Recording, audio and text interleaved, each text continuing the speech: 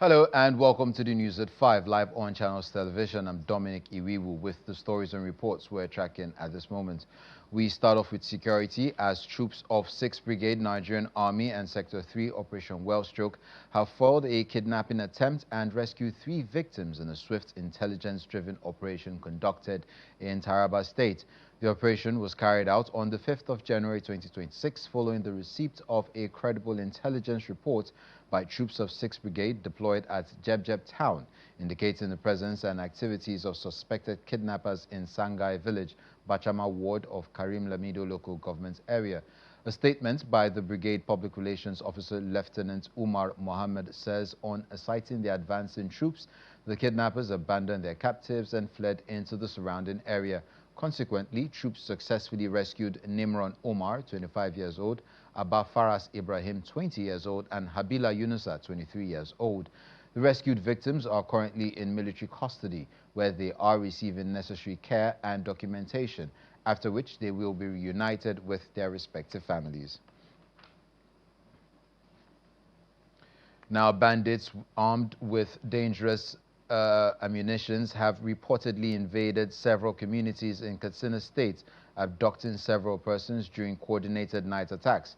Eyewitnesses told Channels Television on a telephone call on Tuesday that the attacks took place on Monday night, first in Ungwa Alhaji Barao, Gidon Damme Gizo, and Gidon Hazo communities, all located in Naalma ward in Mafum Fashi local government area of the state. The exact number of casualties and abducted persons remains unclear. The fresh attack is barely 4 months after an attack on a mosque in Ungwai Mantwal community in Malumfashi local government area of Katsina State. It said that the assailants opened fire on worshippers, killing at least 32 people. Malumfashi remains one of many security frontline local governments councils in Katsina State where bandits' invasion have been on the increase, despite peace agreements recently entered between the local authorities and armed groups operating in the area. Now we head off to Kaduna State, where the state's government is set to witness improved security outcomes in the year 2026. According to the state's Commissioner for Internal Security and Home Affairs, Dr. Sule Shuaibu, the commissioner also commended Governor Ubasani for what he describes as a significant budgetary allocation to the ministry aimed at strengthening the security architecture across Kaduna State while assuring government's commitment to protecting lives and property. Speaking in an interview with Channels Television, the commissioner assures that residents of Kaduna State will enjoy a more secure environment in 2026, just as they experienced last year, attributing the gradual return of peace and rapid infrastructure development to the government's strategic approach to internal security combined with strong political will. Kaduna State is a place now that you can say we have quite a reasonable peace. And then in 2026, I must let you know that with what we have had so far, there must be improvement by the special grace of God this particular year. If you look at the budget that His Excellency has signed, we, in the Ministry of Internal Security and Home Affairs, we have quite a huge amount of money allocated to the security sector for us to ensure that the gains that we have achieved in the year 2025 is maintained and, of course, surpassed. So much so that this year, I am sure that most people will begin to see the dividends that we all yearn for in terms of security. Without peace, without security, you cannot talk about infrastructural development. The infrastructural development that His Excellency has achieved so far is because of the peace and social cohesion that he has achieved in the year 2025. And this we hope to sustain in the year 2026. Of course, economic-wise also, if there is no peace, you cannot see economic development. I want to assure the people of Kaduna State that the focus, the gains that we have achieved also in 2025 will also be increased upon in the year 2026. The Enugu State Governor, Mr. Peter Amba, has asked workers and state executive members to be committed towards realizing the state's domestic revenue projection for the year 2026. He was speaking at the state resumption of work mass held at the government house in Enugu State.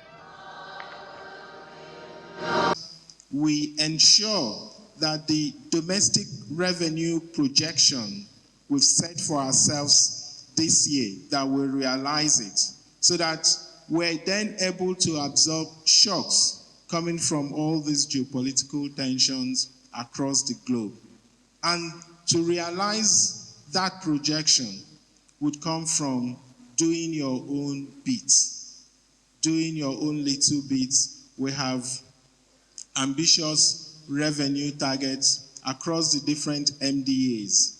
And you all know that, I'm not sure any of you in your MDA has a minting machine that mints money.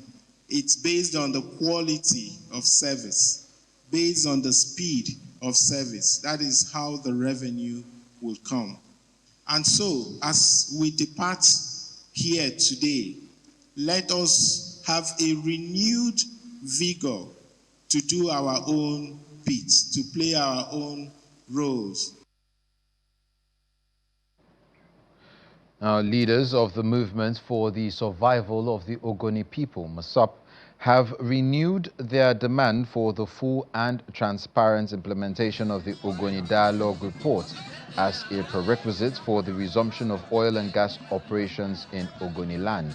The demand was contained in a communique read by the chairman of Kana local government area, Mr. Thomas Baire, on behalf of MASOP leaders during the 2026 Ogoni Day celebration held in Bori, Kana local government area of River State.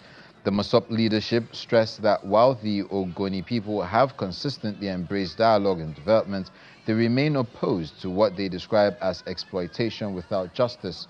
MASOP also restated its support for the creation of Bori State. That is the glory of Ogunusi. We appreciate the efforts of the federal government in resolving the Ogoni environmental crisis through cleanup exercise. However, the desired benefits from the entire process is not fully attained. We therefore call on the federal government to ensure the adequate restoration of the Ogoni environment in accordance with the UNEP report. As well, we commend the federal government for the posthumous honors conferred on the Ogoni Matthias, as it is a flame of justice. However, more efforts in this direction is expected. While Ogoni has never rejected dialogue and development, what Ogoni rejects unequivocally is exploitation without justice, extraction without repair, and promises without implementation. MOSOP's position is clear and consistent that for there to be oil and gas resumption operation in Ogoni land, the full, transparent, and time-bound implementation of the Ogoni Dialogue Report hinged on the Ogoni Bill of Rights is necessary. The president of the National Association of Resident Doctors, Dr. Mohammed Suleiman, has stated that the allowance adjustments for doctors, which was agreed upon from the Memorandum of Understanding that was signed with the federal government following its 29-day strike in November 2025, is yet to be reflected in the 2026 budget. The NARD president, while speaking on our program, Sunrise Daily, says he is hopeful that the previously agreed understanding will be implemented to revert the looming strike, which is set for January 12, 2026. We've been following up on all the issues that we agreed in the Memorandum of Understanding signed on 27th November last year. You have to understand that these issues have been there for a while. These issues are not new. These issues actually affect or point at the heart of healthcare service delivery. So what you have in Nigeria is that whenever basic salary is affected, maybe by a minimum wage change, we have an existing agreement with the federal government that it should translate and also affect allowances. But since 2019, all the minimum wage adjustments that affected basic salaries never affected any of the allowances. And at the end of the day, there were a series of agitations that eventually led to our strike last year. And then the federal government released the professional allowance table, and we agreed on implementation. It's captured in the circular release. That one, instead of the 7 years arrears, we're only going to get 18 months. We accepted that. And then implementation will start from this month, this January. Unfortunately, after we signed and agreed, that has not been captured in the budget. In fact, payment of this correction, because you were earning 45 to 60% of your salary, of your allowances before, now it has been corrected. This January, it is yet to be captured in the salary. What we are now saying is that since we agreed in that MOU, Ministry of Health, communicate these chief executives, communicate with IPPIs through a letter. It's just a letter that this is what the head of service has determined. But that is not being done. And we are complaining, and then the complaints are landing on deaf ears. I hope they will impute all of these things in the 2026 budget so that January 12th will not happen. The Katsina State government is committing to ensure efficient service delivery that will cripple corruption in the state. The State's Commissioner for Water Resources, Mr. Bashir Gambo, made this known at the second summit of a statewide sensitization program in commemoration of this year's International Anti-Corruption Day held at the Umaru Musa Yar'Adua University Auditorium, Katsina. This is the second summit of a statewide sensitization program in commemoration of the International Anti-Corruption Day. It was put together by the Katsina State Public Complaints and Anti-Corruption Commission to educate students and youths on the growing dangers and consequences of examination malpractice and cybercrime. As a commission, we recognize that the fight against corruption goes beyond investigation and enforcement. Prevention through awareness, education, and value orientation remains a critical pillar of our mandate, especially among students who are future leaders and change agents. Last year's theme was the first of its kind in the state, where our focus was on cybercrime and anti-corruption awareness. Building on that foundation, the Commission has this year deliberately turned its attention to students and youths, particularly in view of the growing dangers and consequences of examination malpractice. In 2025, 30 university students were convicted for cybercrime in Katsina State, and the Chief Judge, Justice Musa Danladi, calls for serious, sober reflections in view of the pandemic nature of corruption in the country. The world has become so corrupt in so many ways, but ours in Nigeria is the worst of all corruptions. When you talk of exam malpractice, it's even justifiable. Now, if you don't have these students, they will be left behind. It is a society that is being left behind. You take them, you teach an exam, you support it, you produce leaders who are already cheated. The Katsina State Commissioner for Water Resources, Mr. Bashir Gambo, represents Governor Diko Rada at the event, and his charge to attendees of the summit is that good governance is not just about policies and projects, but building character, discipline, and ethical leadership. Distinguished participants, my administration is fully committed to promoting transparency, accountability, and efficient service delivery across all sectors of governance in Katsina State. We believe that good governance is not just about policies and projects, but about character, discipline, and ethical leadership. That is why we continue to strengthen institutions, support anti-corruption agencies, and encourage partnership with civil society, the judiciary, security agencies, and the academic community.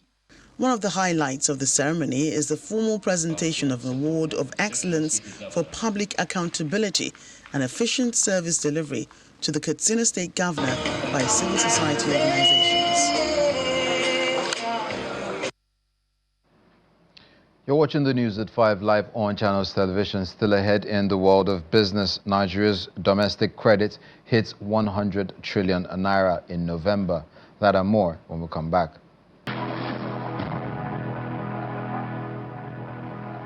Welcome back. In Jigawa State, malnutrition has long threatened the lives and futures of thousands of children. But today, a homegrown community-led solution is rewriting that story. Through a grassroots nutrition program known as Masaki, mothers are being empowered, children are growing healthier, and a state once weighed down by alarming malnutrition figures is steadily turning the tide. Our correspondent Sadiq Ilyasu files this special report. A quiet but powerful transformation is underway in Nigeria's Jigawa state, where communities once gripped by child malnutrition are finding hope through the Masaki Nutrition Initiative, a community-based program that empowers mothers with practical skills and sustainable solutions, supported by government and driven by local action. The Masaki Community Nutrition Program is located in 300 locations across 27 LGs of Jigawa State. And this Masaki Nutrition Program is targeting, it has a preventive aspect, and in some cases there is even curative or treatment aspect in the Masaki site. Children diagnosed with malnutrition receive care and treatment at Masaki centers, while their mothers are taught how to prevent it, creating a continuous cycle of care that extends far beyond the clinic. Before Masaki, my children were always sick. I did not know the right way to feed them. Now, I rear chicken for eggs and meat. I grow vegetables at home, and my children are healthier and stronger. From backyard poultry to home vegetable gardens, women across Jigawa are now producing protein and essential nutrients within their own homes, reducing dependence and improving family diets. The impact is clear and measurable. Stunting among children under 5 has dropped from 64% in 2018 to 55.7% in 2024, one of the most significant improvements recorded in the state in decades. Governor Umar Namadi's administration has made child well-being a core priority, rolling out the Masaki initiative along free healthcare services for women and children under the age of 5. 10,089 patients are catered for every month with an average monthly expenditure of 15 million naira. This complement already ongoing free maternal and child health care service for pregnant women and children under 5. Sustained intervention toward improving the nutritional status of our children, including the training of 600 women on the preparation of local ready-to-use nutrition formula for children popularly known as Tom Brown, provision of 500 million matching fund to UNICEF for procurement of RUTF to support the treatment of severe acute malnutrition, and scale of Masaki nutrition program to more communities. Other states and development partners are studying Jigawa's approach in search of practical, scalable solutions in the fight against child malnutrition. In Jigawa State, for example, the collaboration between UNICEF and the Jigawa State government has resulted in the Masaki Initiative, a community-driven initiative to address child malnutrition in children under 5. This has become a model for other states to learn from. While experts emphasize that long-term success depends on addressing poverty, strengthening agriculture, and mitigating the effects of climate change, Jigawa's Masaki Nutrition Initiative demonstrates that community-driven action can transform lives, one child, one mother, and one meal at a time. Sadiq Ilyasu, Channels Television News.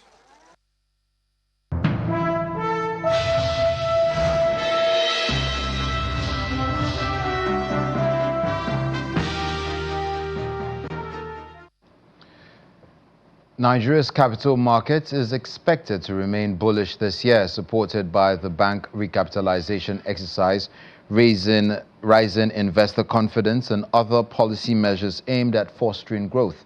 This forecast is made by the central bank in its Outlook report for 2026. According to the report, some of the key measures that are expected to spur new entrants into the capital markets include the technology strategy and collaborations between the NGX and the Federal Ministry of Industry, Trade and Investment, the 0% capital gains tax, for small businesses and the 150 million naira exemption for retail investors. However, the financial market regulator warns that despite the bullish momentum, the capital market could face higher concentration risks from the banking sector, as the ongoing recapitalization could trigger investor fatigue and crowd out issuers. Meanwhile, credits to Nigeria's economy crossed the 100 trillion naira threshold for the first time in November last year, and that's according to latest data from the Central Bank of Nigeria. The data, which is contained in the CBN's money and credit statistics for the period, shows that total domestic credits rose by 1.7% month-on-month to 100.98 trillion naira, up from 99.2 trillion naira recorded in October. The CBN says the increase was largely driven by a sharp rise in credits to the federal government, highlighting the continued reliance on domestic borrowing to finance budgetary needs. At the same time, credits to the government surged by 6.4% month-on-month to 26.4 trillion naira in November, compared with 24.8 trillion naira in October, reflecting sustained issuance of government securities and increased funding requirements. On the other hand, credits to the private sector recorded only marginal growth, up by 0.26% month-on-month to 74.6 trillion naira from 74.4 trillion naira recorded in October last year. Now, as issues concerning the newly implemented tax law continues to generate reactions from many Nigerians, the civil society has called for sincerity and transparency on the part of government to achieve success in its tax net expansion. Speaking on the matter on our Business Morning program, the Executive Director of the Civil Society Legislative Advocacy Center, CISLAC, Mr. Awal Musa, also pointed out that government needs to urgently address the alleged discrepancies in the new policy to gain the trust of tax-paying citizens. What Nigerians are asking and talking is the absence of clarity in this law. Number one, the question of legitimacy, arising from the controversy from the National Assembly, claiming that what they have passed is not what is being gazetted. This must be addressed in order to restore sanity and public trust. Again, many Nigerians, as you know, are very skeptical about this desperation that also government show. This is because over the years, many Nigerians, they don't believe in government promises and commitment, and because many at times government do also fail Nigerians. For example, Nigerian government withdraw fuel subsidy, and they say that the saving will be utilized to improve and better the life of Nigerians. Today, 2 years after fuel subsidy removal, the saving, the large chunk of the saving, has not in any way translated into improvement in terms of healthcare system in the country, in terms of education, in terms of energy, in terms of water and sanitation, and even in many instances, infrastructural development.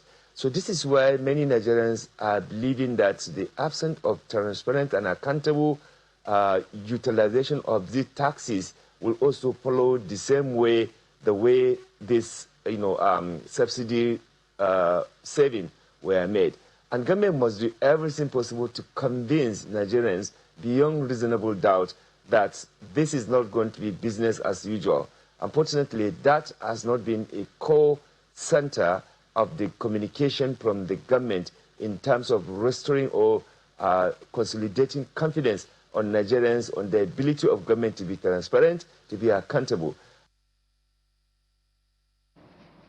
As part of efforts to strengthen investor confidence and integrity in Nigeria's capital markets, the Securities and Exchange Commission (SEC) says it will intensify the enforcement of market rules this year, following the enactment of the Investments and Securities Act (ISA) 2025. The Director General of the SEC, Dr. Emomotimi Agama, made this known while outlining the Commission's regulatory priorities. He noted that the ISA 2025 has expanded the Commission's supervisory and enforcement powers, and that the Commission would apply these powers firmly to address market abuse, insider dealing, fraudulent investment schemes, and other forms of misconduct in the capital market. He emphasized that enforcement actions will be guided by due process and the rule of law, adding that predictable and consistent regulation remains critical to building trust among investors. And that's it on News at 5. I'm Dominic Iwiwu. Up next is The World Today.